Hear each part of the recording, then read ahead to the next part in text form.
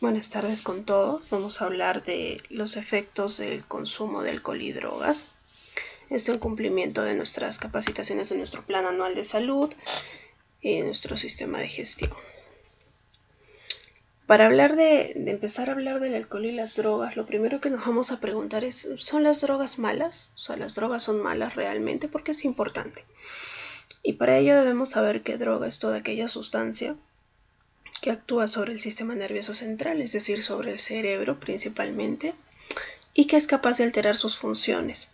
Esta sustancia puede ocasionar tolerancia, dependencia, tanto psíquica como física.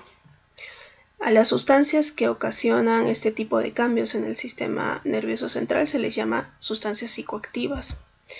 Y cuando una sustancia psicoactiva, que en este caso que estamos hablando de las drogas, interfiere en los procesos cerebrales, puede desencadenar una serie de cambios en el comportamiento, haciéndolo, por ejemplo, el cerebro más calmado o más acelerado, más atento o más tranquilo, más distraído, digamos. Y finalmente va a alterar la velocidad de respuesta a los estímulos. Entonces, en lugar de atribuir en realidad a las drogas la cualidad de ser buenas o de ser malas, lo más correcto es valorar si es adecuado o es inadecuado el uso que hacemos de ellas. Porque incluso se consideran como drogas, algunas drogas con fines terapéuticos, por ejemplo, ¿no? Con fines terapéuticos que finalmente se pueden utilizar con otro fin distinto al fin para el que fueron creadas, ¿no? Entonces debemos siempre sopesar, ¿realmente es adecuado que lo consuma? ¿Es adecuado que no lo consuma? Y también debemos saber y siempre tomar en cuenta que hay algunas sustancias que son sumamente peligrosas, independientemente de si sean legales o no, y que son capaces de provocar graves lesiones o inclusive la muerte consumiéndose en pequeñas cantidades. La Organización Mundial de la Salud ha realizado diversos estudios sobre las consecuencias del consumo de alcohol y drogas en el ámbito laboral, y dentro de los riesgos más visibles y más importantes que han encontrado se mencionan a los accidentes de trabajo, al bajo rendimiento laboral, al ausentismo, a la rotación del personal, es decir, este trabajador no permanece mucho tiempo en un solo trabajo, va cambiando de trabajo en trabajo, de empresa en empresa por tiempos muy cortos, genera un mal clima laboral, problemas disciplinarios, relaciones interpersonales negativas, tensión y mal relacionamiento con superiores, con compañeros, entre muchas otras cosas. Esta imagen es para que veamos cómo el cerebro se ve afectado cuando consume drogas y cuando finalmente es adicto a determinada sustancia, ¿no? Aquí a la izquierda vemos un cerebro saludable y a la derecha un cerebro con adicción. Y esta imagen es para que nosotros veamos que las adicciones y el consumo de alcohol y drogas no solo van a afectar el comportamiento, no solo van a afectarnos de una manera psicológica, sino también van a afectarnos de una manera física. Y en el caso de nuestro cerebro va a ser afectado de una manera inclusive anatómica y de funcionamiento, ¿no? Entonces es para que veamos que se van perdiendo ciertas funciones, ciertas áreas, y conforme la adicción es peor, pues esto va empeorando más, ¿no? ¿Qué es una adicción? Pues la adicción, para empezar, es un problema de salud. Es una enfermedad crónica que está tipificada como un trastorno de la conducta. Y la adicción es la necesidad imperiosa de consumir determinada sustancia X, legal o ilegal, ¿ya? Y que finalmente el no consumo ocasiona una serie de alteraciones, tanto físicas como psicológicas, ¿no? ¿Tienen cura las adicciones? En general sí, en general las adicciones tienen cura. Es posible entrenar y enseñar al cerebro para que se recupere, porque el cerebro es moldeable, pero también es importante que se mida la magnitud del daño. Obviamente un cerebro más dañado es más difícil que se recupere, Los tratamientos van a depender de la sustancia, van a depender de la persona y se deben atender siempre dos aspectos. Uno es el desintoxicar, es decir, el eliminar la sustancia del organismo, y el otro es el deshabituar. Y ese es el paso más largo, el más importante y el más complejo, es quitarle el hábito al adicto de consumir, la necesidad de consumir esa sustancia X a la que es adicto. El cerebro debe recuperar muchos mecanismos que ha perdido de sus neurotransmisores. Cuando uno tiene una adicción, pierde el placer por las demás cosas de la vida y solo siente placer al consumir la sustancia. Entonces, ese cerebro tiene que redescubrir placeres en la comida, en la música, en diversas otras cosas, fortalecer nuevas motivaciones, recuperar aquellas actividades y aquellos procesos que ha ido perdiendo, como el razonamiento, como la voluntad, ¿no? Entre otras cosas. Y de la primera droga que vamos a hablar es del alcohol. Y me pueden preguntar, ¿y el alcohol es una droga? Sí, el alcohol es una droga. El alcohol cumple con todas las características para ser una droga. Sabemos que el nombre químico de la sustancia que se consume es etanol, y el etanol actúa como un depresor del sistema nervioso central, es decir, que disminuye la actividad cerebral. Pero si bebe mucha gente, ¿no? Como que es una droga, así casi todo el mundo bebe. Y es importante en el alcohol saber que las connotaciones negativas de esta sustancia surgen cuando se consume en situaciones de riesgo, como por ejemplo la conducción, en el trabajo, ¿no? Cuando empieza a afectar mis actividades diarias, y en general cuando se bebe en exceso o de forma recurrente. Afecta tomar algo de alcohol en el trabajo. ¿Y qué pasa si solo tomo una copita, doctora, para un brindis? Pues en realidad, así sea una gota, afecta. Es importante que nosotros sepamos y valoremos la cantidad de alcohol. Es cierto que un consumo pequeño va a afectar menos que si consumimos mucho alcohol, pero en realidad es muy difícil poder asegurar una cantidad mínima que sea segura y que no haga daño. ¿Por qué? Porque uno, el alcohol va a afectar de manera diferente a cada persona, y esto va a estar en función del peso, de si es varón o si es mujer, de la capacidad metabólica, de la grasa corporal, entre otros factores. Y dos, también afecta de manera diferente a la misma persona, y los efectos van a estar en función de la hora del consumo, del estado de ánimo, del grado de cansancio, de cuándo fue la última ingesta de alimentos, entre otros factores, ¿no? Entonces, nunca vamos a poder asegurar si esa sola copita va a ser segura o no para nosotros. Este slide es para que veamos y conozcamos cómo se comporta el alcohol en el organismo. Y es importante que tengamos una idea de cómo es que se absorbe y cómo es que se elimina. El absorberse es cómo el alcohol entra a nuestro cuerpo y llega a la sangre, a nuestros órganos y a las células, ¿no? Y al eliminarse es cómo salen los productos ya de todo el metabolismo del alcohol, cómo salen de nuestro cuerpo. Debemos saber que obviamente el alcohol lo consumimos por vía oral, por vía digestiva. De esta forma llega al estómago. En el estómago se absorbe el 20% más o menos del alcohol que hemos ingerido. Luego pasa al intestino delgado, en donde se termina de absorber. Y al absorberse obviamente pasa a la sangre.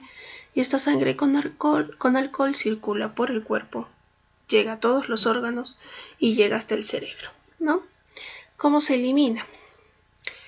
Principalmente el metabolismo del alcohol es en el hígado, y es por eso es que el hígado es uno de los órganos más afectados en el caso de consumo crónico del alcoholismo. Luego, otra forma de eliminación es por los riñones, ¿no? Algunas sustancias ya resultantes del metabolismo del alcohol se filtran, llegan a los riñones, de los riñones a la vejiga. Allí se almacena la orina con estos metabolitos y finalmente es eliminada. Una mínima parte se elimina también por la exhalación, es decir, por el aire que expiramos hacia el exterior. Y con esta diapositiva quiero que veamos cuáles son los efectos del alcohol, porque el alcohol tiene efectos en muchísimos órganos de nuestro cuerpo, por no decir en todos. En el cerebro, que es uno de los más afectados y de forma más aguda, digamos, el alcohol en un consumo crónico ocasiona pérdida de memoria, cambio de humor, demencia. En los pulmones va a ocasionar dificultades respiratorias, alteraciones de los gases que interfieren en la respiración. En el riñón también se va a ver afectado. El hígado también, aquí hay un pequeño error porque este es el hígado específicamente. El riñón también se ve afectado, sí, pero este es el hígado. Y en el hígado va a ocasionar cirrosis, hepatitis. Hay una hepatitis alcohólica propia, cambios anatómicos y del tejido del hígado propios del consumo del alcohol. En el esófago también va a ocasionar lesiones. En el estómago también va a ocasionar lesiones. En el páncreas también. En el corazón también. Y en muchos otros órganos más. Y lo que me interesa de este slide es básicamente afianzar lo que hemos visto en la anterior diapositiva. Y es casi lo mismo, pero un poco más específico de cuáles son las enfermedades y las alteraciones específicas que se ocasionan en cada órgano por el alcohol. Y lo que me interesa de aquí es que vean la gran cantidad de alteraciones en prácticamente todos los órganos y todos los sistemas, inclusive en las articulaciones.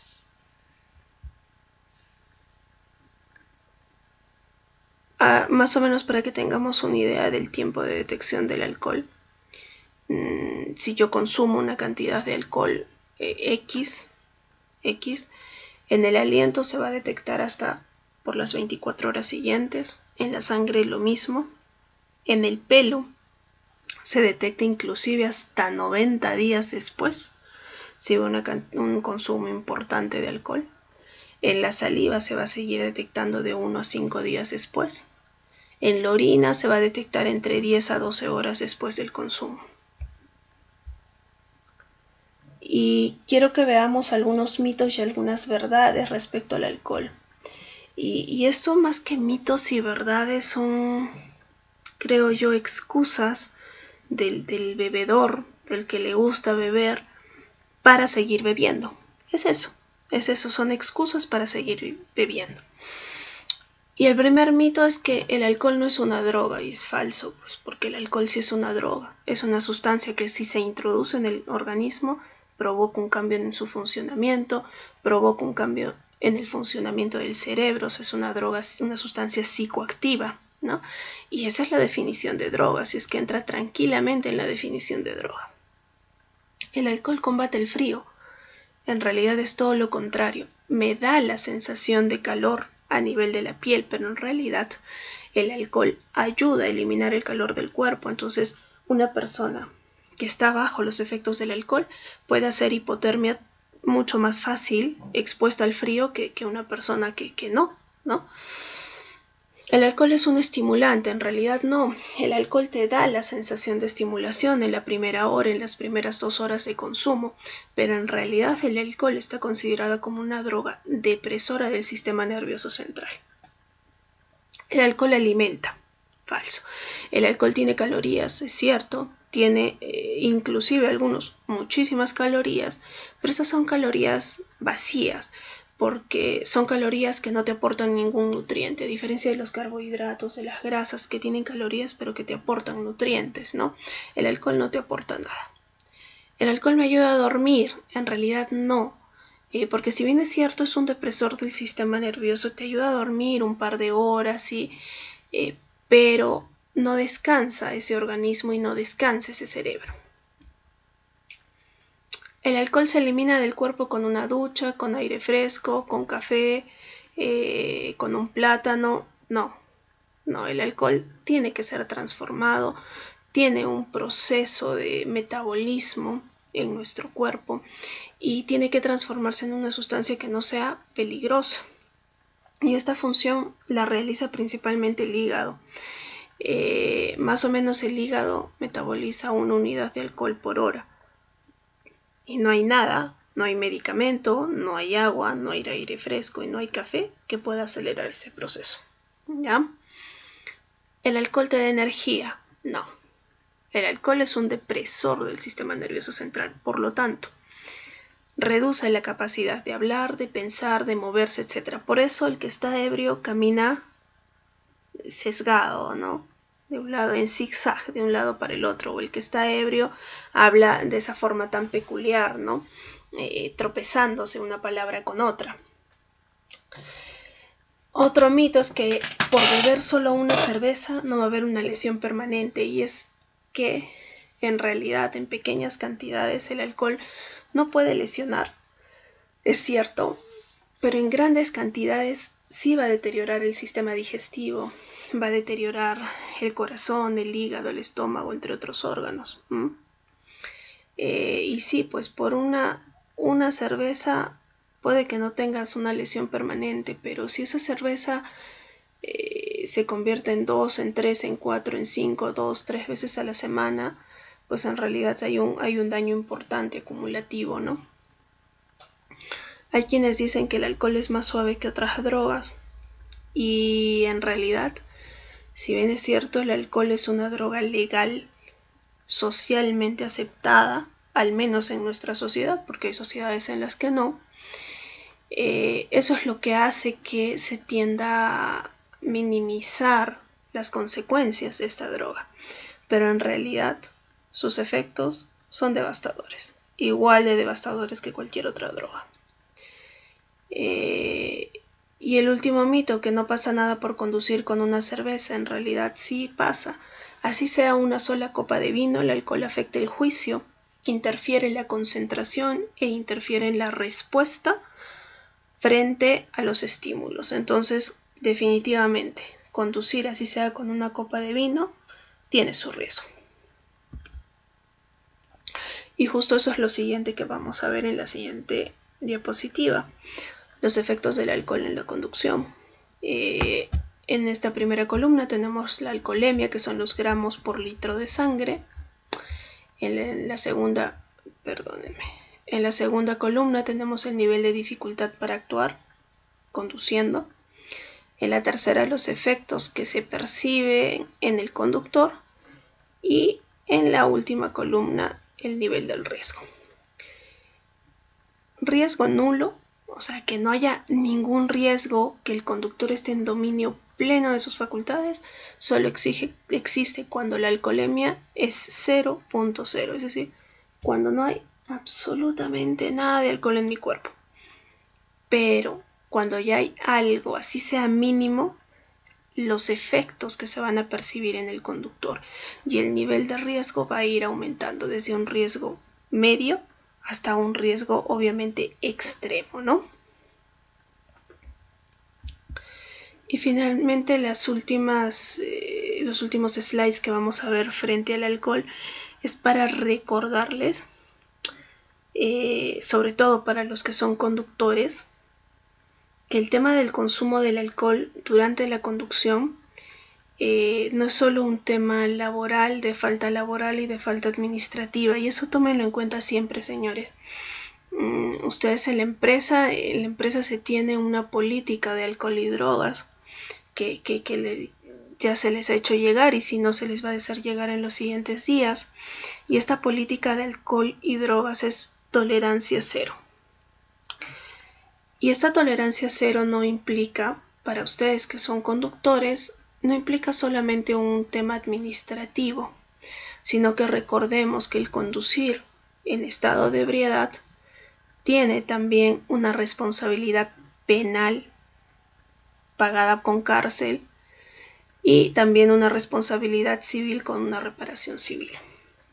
Este slide es solo para que vean eso.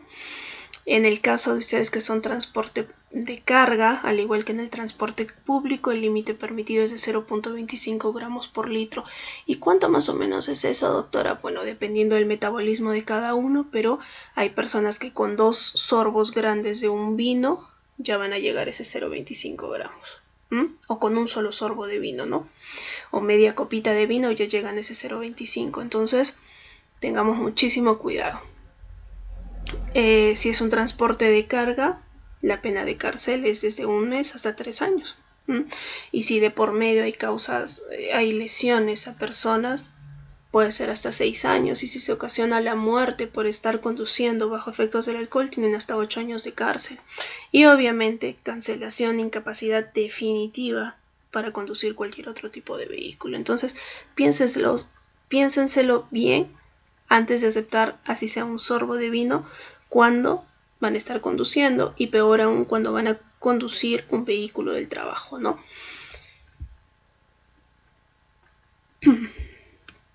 Esto es lo mismo de lo anterior, y aparte hay una reparación civil, ¿no? Que va desde el 5% de un UIT hasta 1.5 UITs, ¿no? Eso con el alcohol. La siguiente droga que vamos a mencionar es el cigarrillo. Y para muchos el cigarro no es una droga, pero en realidad resulta que sí, y al igual que el alcohol, por el hecho de ser socialmente aceptable y legalmente permitido, el tabaco, se trata de minimizar los efectos, ¿no? Y se piensa que el tabaco no tiene un gran efecto, pero recordemos que el tabaco no solo es un tema de adicción. La adicción al tabaco es tremenda. O sea, la cantidad de gente que fuma en nuestro medio y en el mundo es tremenda. Y no es solo un tema de la adicción, sino de los grandes daños a la salud que el tabaco ocasiona y que aún no mucha gente es consciente de ello. ¿Qué daños? Daños importantísimos. El tabaco tiene cerca de 300 sustancias que son tóxicas y dañinas para el cuerpo. Por ejemplo, las peores esas sustancias, la acetona. El tabaco tiene acetona. ¿Qué es la acetona? El removedor del esmalte de uñas es esa acetona. Eso se fuman cuando se fuman un cigarrillo. Tiene terebintina, es un diluyente de tinta. Tiene formol, el formol ese con el que se conservan los cadáveres, eso que contiene los cigarros. Eso cuando se fuman un poco de formol. Tienen amonio, amoníaco, que son desinfectantes para pisos y baños, naftalina, veneno que se usa para cucarachas, polillas, fósforo P4, P6, que se usa como mata roedores, para matar ratas, entre muchas otras cosas. Los benzopirenos, el alquitrán, el cloruro de vinilo, el metalol, entre muchísimas otras cosas más. Cerca de 300 sustancias que son altamente tóxicas, algunas más tóxicas que otras. Entonces, dentro de las más tóxicas, ¿no? Que les hablo de 300 y pico, y está compuesto por más de 4.000 sustancias químicas, ¿no? Que en algún punto podrían hacer daño. Y de todas esas sustancias que tiene el cigarro, más o menos unas 40 son cancerígenas. Es decir, pueden ocasionar algún tipo de cáncer. Desde cáncer de boca, faringe, cáncer de vejiga, de riñón, de colon, etcétera. Obviamente de pulmón, ¿no? Etcétera, etcétera, etcétera. Eso con cáncer. Pero todas estas sustancias ocasionan una serie de enfermedades, como el EPOC, una serie de enfermedades obstructivas pulmonares, como asma, EPOC, entre otras patologías, problemas gástricos y muchísimos más. Es una cantidad incontable la cantidad de enfermedades que nos podríamos ahorrar por el solo hecho de dejar de fumar. Entonces seamos conscientes de esto, señores. No es un cigarrito, no es algo que de algo me tengo que morir. Ah, y ojo, cuando ustedes fuman, no solo se hacen daño a ustedes, porque bueno fuera, pues ya no, a mí poco me interesa mi salud, fumo y ya pues no, soy yo la que me voy a enfermar, pero no es así, porque todo aquel que esté a su alrededor se va a enfermar tanto o más que ustedes. y no creo que ninguno de ustedes quiera de acá a algunos años enterarse que uno de sus hijos o que su esposa tiene un cáncer X ocasionado por el tabaco que ustedes fumaban, ¿no? No creo que esa culpa los deje dormir tranquilamente. Entonces seamos conscientes de ellos. Existe el fumador pasivo que se lleva todas las sustancias químicas de este fumador que está cerca. Cuando ustedes, y no necesitan solo fumar cerca o en el mismo ambiente, ¿eh? Basta con que su ropa huela a cigarro para que ya la persona que se acerque a ustedes con ese olor a cigarro de la ropa esté absorbiendo las sustancias químicas y los metabolitos de este cigarro. Entonces seamos conscientes de ello. Cuando fumamos nos hacemos daño a nosotros, hacemos daño a nuestro entorno y ni qué decir del medio ambiente, ¿no? Entonces, del cigarro he puesto un solo slide, que es este, y lo explica absolutamente todo. Finalmente vamos a pasar a las demás drogas, algunas de ellas naturales y algunas sintéticas. A las naturales ya no las he mencionado aquí porque, bueno, son de las que siempre hemos oído hablar: la marihuana, cocaína, ¿no? El opio, por ejemplo. Entonces, esas son drogas que naturales porque se obtienen naturalmente de determinadas plantas, de determinadas hojas, ¿no? Por ciertos procesos. Y lo importante de estas drogas es que sepamos que algunas son depresoras del sistema nervioso central, o sea, disminuyen la actividad, y otras son estimulantes del sistema nervioso central. Pero de cualquiera de las formas, todas ocasionan daño, ¿no? Desde la marihuana, que muchos la ven como inocua, y no es inocua, ocasiona también muchísimos daños, y muchísimo daño a la salud, y al final todas van a ocasionar daños al corazón, al sistema nervioso central.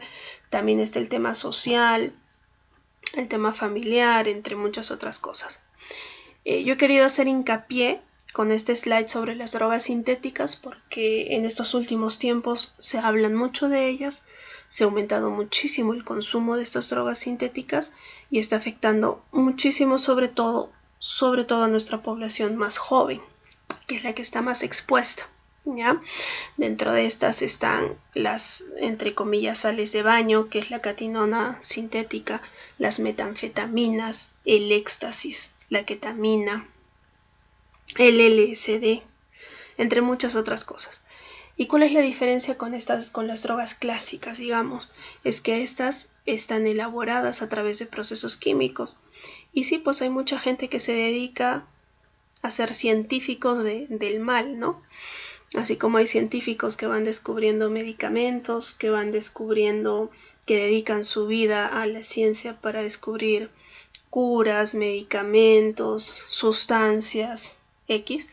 También hay gente que se dedica a ir descubriendo y a ir creando estas nuevas drogas.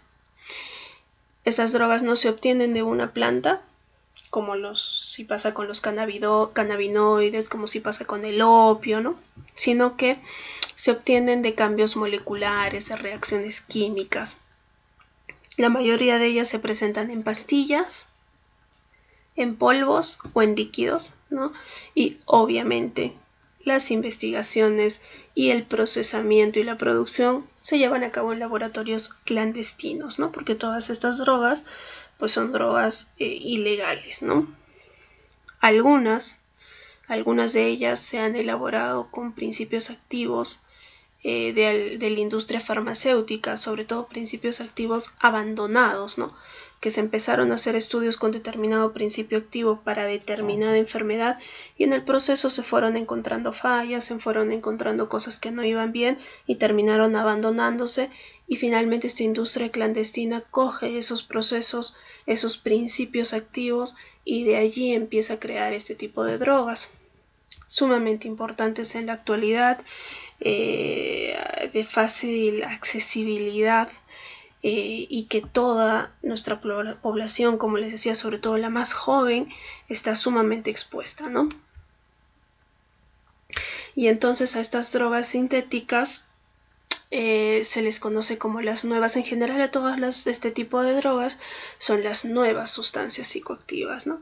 Las anteriores son las que vimos. El alcohol fue la primera sustancia psicoactiva, si no me equivoco, sí, fue la primera sustancia psicoactiva, pero las nuevas sustancias psicoactivas son estas sustancias o drogas de abuso que pueden estar en estado puro o en forma de diversos preparados y que no están controladas por las convenciones de narcóticos, o sea, de medicamentos, ¿no? Tienen diversos cambios en sus estructuras moleculares y demás. Hay algunas de estas que los cambios que les agregan son cambios mínimos, pequeños, para eludir la prohibición, digamos, ¿no? Y así satisfacer las demandas cuando son difíciles de conseguir. Imitan, como les mencioné anteriormente, los efectos de varias otras sustancias. Imitan también en su estructura molecular a muchas sustancias que se estuvieron estudiando previamente con fines farmacéuticos. Se trata con estas sustancias psicoactivas, de nuevas sustancias psicoactivas y drogas sintéticas, de imitar también los efectos de las drogas convencionales como la marihuana, por ejemplo, como la cocaína, ¿no? Tenemos diversas, hay muchísimos, los cannabinoides sintéticos, las piperacinas, hay múltiples de estas, ¿no? Y son todas estas pastillitas de colores, polvitos, algunos en líquidos también. Pero lo importante de todos ellos es que tienen unos efectos inclusive mucho más graves, y cada droga que va apareciendo nueva de estas ilegales tienen efectos mucho más intensos y mucho más graves y complicaciones más graves que las anteriores, ¿no? Que sus predecesores. ¿Cuáles son los impactos de estas drogas en la salud mental? Hay diversos estudios en seres humanos que han estudiado cuáles son los cambios en el cerebro por el consumo de estas sustancias. Se ha hecho una investigación todavía preclínica en animales, y en los seres humanos son estudios que son básicamente de reportes de casos, o sea, personas que llegan bajo los efectos de esta droga a determinado hospital, a determinado centro de atención, y bueno, se les está estudiando. Obviamente los efectos de estas drogas no se pueden estudiar en los seres humanos como un fármaco, ¿no? No es ético darle una droga, o darle LSD o alguna de estas drogas a un ser humano para ver qué efecto tiene. Eso no se puede hacer en ninguna parte del mundo, pero sí se puede hacer en animales, y entonces he encontrado que hay algunos efectos que son a corto plazo, que son reversibles, es decir, que tienen solución, y hay algunos efectos a largo plazo, a lo largo del tiempo, que no tienen solución y que no tienen ningún arreglo, ¿no? A corto plazo irreversible hay un incremento de algunos neurotransmisores, de algunas sustancias, ¿no? del cerebro y del sistema nervioso, y que más o menos en unas 6 horas suelen pasar los efectos. Y obviamente esto va a depender mucho del estado basal de la salud mental de cada individuo, ¿no? A largo plazo y como efectos irreversibles que no tienen solución, estos generalmente aparecen luego de un día o una semana después del consumo de este tipo de drogas. Hay consecuencias neurotóxicas y probablemente daño en el sistema de producción de sustancias propias del sistema nervioso y determinaciones finas de las fibras nerviosas, ¿no? Entonces esto es lo que hace estas drogas mucho más peligrosas que las anteriores, que eran las drogas naturales. Y este slide finalmente nos permite ver que el consumo de drogas generalmente se da en una combinación de varias drogas, y la principal otra droga con la que se combinan a estas es el alcohol. Generalmente es al alcohol al que se le combina con marihuana, con éxtasis, con cocaína o con muchas de las otras sustancias y de las drogas sintéticas, por ejemplo, que hemos mencionado, ¿no? Y ese es uno también de los grandes riesgos del consumo del alcohol. Esa persona alcoholizada que está desinhibida, que no tiene un buen raciocinio, que no se encuentra bajo su voluntad al 100%, es más fácil que caiga en el consumo de drogas, ¿no? Por ejemplo, si yo mezclo alcohol con marihuana, baja la presión arterial, puede haber periodos de pérdida de conocimiento porque disminuye el flujo sanguíneo del cerebro.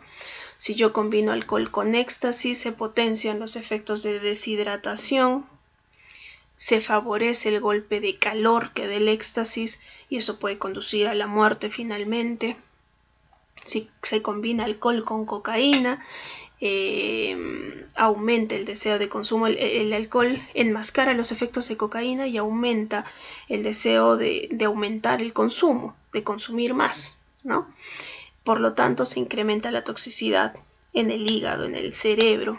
Hay una aceleración y luego enlentecimiento brusco del corazón y hay un riesgo elevado de paro cardiorrespiratorio, hemorragia cerebral, ¿no?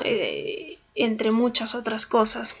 Entonces, todo esto se los digo en detalle, más que porque lo recordemos y recordemos cada detalle de cada cosa, es porque seamos conscientes de que la exposición en nuestro medio a las drogas diversas, desde el alcohol, el tabaco, hasta las drogas ilegales, pues es altísima, ¿no? Entonces debemos estar atentos, no solo con nosotros por nuestras actividades, por el trabajo, por nuestra seguridad, sino también con los que están a nuestro alrededor, nuestros hijos, nuestros hermanos, ¿sí? Nuestros amigos o nosotros mismos, ¿no? Entonces es sumamente importante que tomemos en cuenta todo lo que hemos conversado. Sabemos que tenemos tolerancia cero como política de alcohol y drogas, entonces todo aquel que se ha encontrado bajo los efectos del alcohol o de alguna droga, pues obviamente se va a tener que atender a consecuencias graves, ¿no? Muy bien, eso sería todo. Hasta luego.